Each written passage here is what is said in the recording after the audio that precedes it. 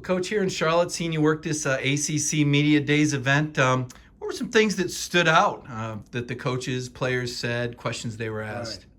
I think for me, first of all, I've been in studio for the last 3 years, so I don't really go to many games. So I don't see the kids in person.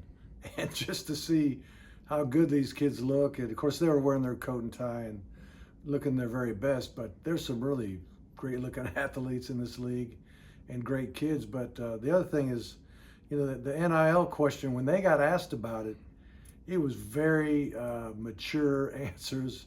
Seemed like they're going to be very responsible with it and want to keep the team concept. And I know a lot of times they say the right thing, but they had me convinced they were going down the right path on that.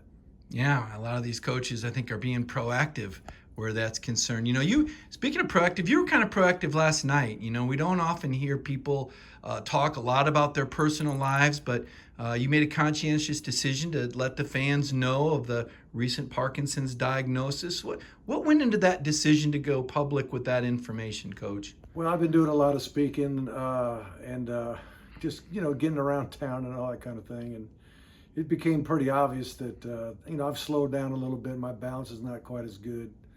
And I use the term I've been kind of waddling around a little bit, and everybody keeps asking what's going on. Are you hurt? Is your back okay? Or all that kind of thing. And after a while, I just got tired of feeding everybody a bunch of junk. So instead of one by one telling people what's happening, I thought I'd just get it out there and get it over with so we can move on with life. Well, now another big question. Now we're talking ACC football. Obviously, Clemson opens with Georgia, and a game you know a little something about. Right. Just talking with Dabo Sweeney, I asked him how the program changed. He said he hoped to change a little bit because the last time Clemson and Georgia played, you got a win there. But what about having a game like that at the Yes. start of the year, 1 and 2?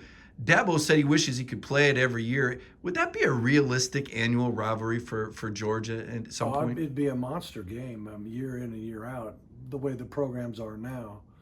But I think Dabo likes to challenge his guys, and so does Kirby. So it's going to be probably the very best game between the SEC and ACC this season. And who knows? They may play twice this year. So the loser won't be out, and the winner is not guaranteed to get in. But it's going to be a great battle. There's been a lot of discussion about expanding the playoffs. I know earlier this offseason you said, hey, we could end up with 32 teams. A lot of people rolled their eyes at the time, and now it looks like we're starting to move up towards those numbers, Coach. Yeah. Do you think this is going to be a reality? I think it'll go to 12. I think it's a matter of just stamping it here pretty quick. But, is it going to solve all the problems that we have in the postseason?